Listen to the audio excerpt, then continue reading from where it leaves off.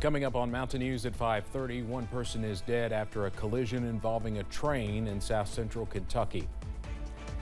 And a high-stakes meeting in Mexico City. More from the White House as top Biden administration officials urge their Mexican counterparts to help drive down border crossings.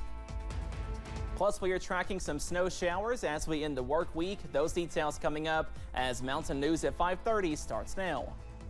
Dedicated to southern and eastern Kentucky, this is WYMT Mountain News at 5:30.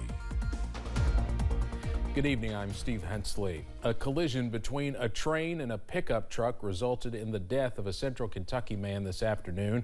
It happened in the Moorland community on Kentucky 2141 and Community Center Drive in Lincoln County. As WYMT's Phil Pendleton reports, crashes like this have become common in the area. Oh, definitely prayers go out for the family and friends. A family experiencing a sudden loss on Wednesday. A man was killed when the truck he was in was hit by a train. Engineer on the train says that he pulled up to the track, stopped, pulled up a little bit more, and then proceeded on and pulled in from the path of the train. And people say collisions like this have happened before. How often has it happened? How often does it happen? I've only seen 3 since I've lived around here, but I've seen close encounters and seen people get stalled on them. We've had to push them over. And on Wednesday, a 70-year-old man died when the truck he was in was hit by a northbound train. That's the worst possible outcome, but people say they have seen a lot of near misses as well. I've seen a lady jump out of the car and get hit before it hit her car. There are several crossings along the highway with flashing lights and bells that sound when a train is approaching. Many, though, do not have the crossbars that come down when the train is coming. You've seen people try to beat the tracks right here to the same spot. It's not clear what happened Wednesday as the incident is still under investigation. In Lincoln County, Phil Pendleton, WYMT Mountain News. The Lincoln County coroner says the victim is 70-year-old Danny Lee Dunaway of Houstonville. His family says he may have had a medical issue prior to the collision.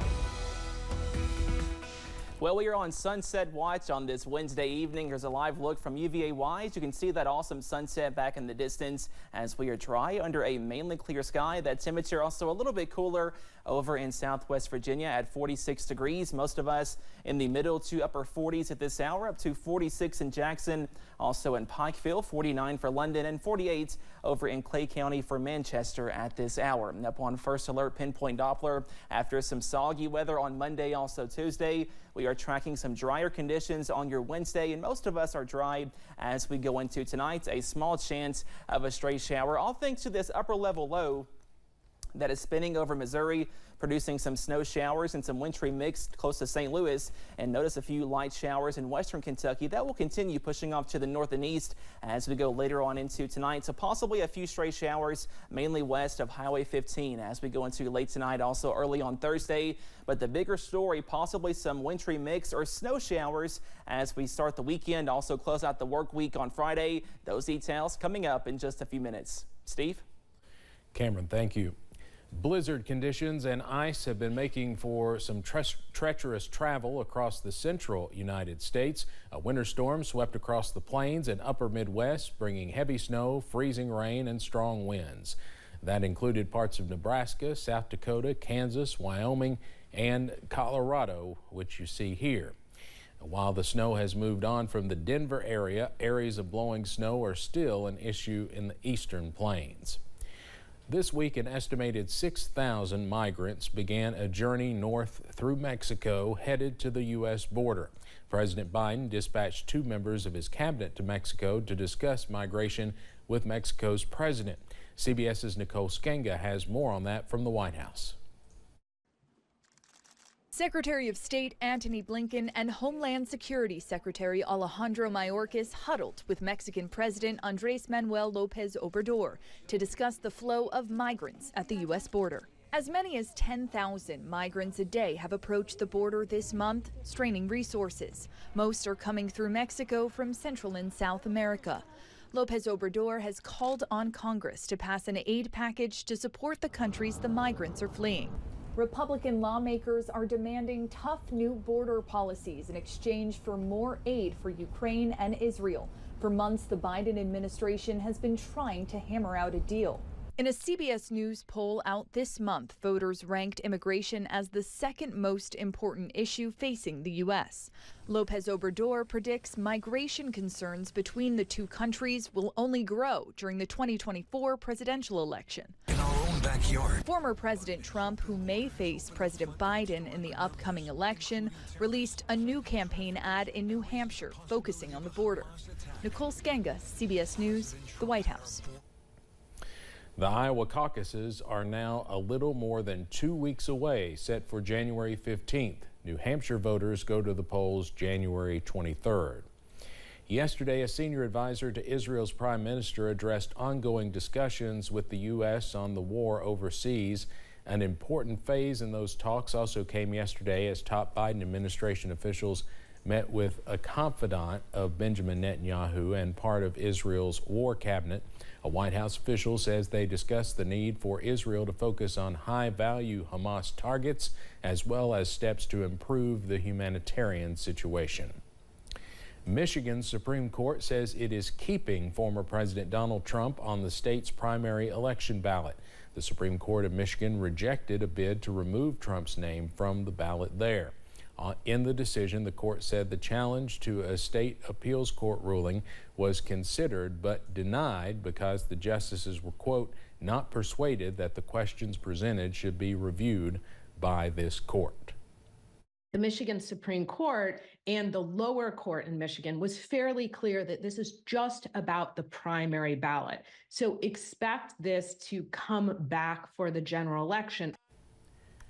And you might remember last week, a divided Colorado Supreme Court, citing the so-called insurrection clause, found Trump ineligible to be president because of his role in the January 6th attack on the U.S. Capitol.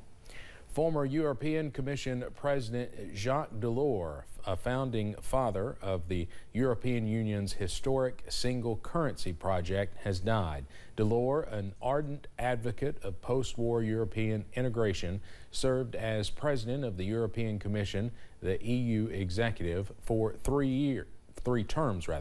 That was longer than any other holder of the office, which was from January 1985 until the end of 1994.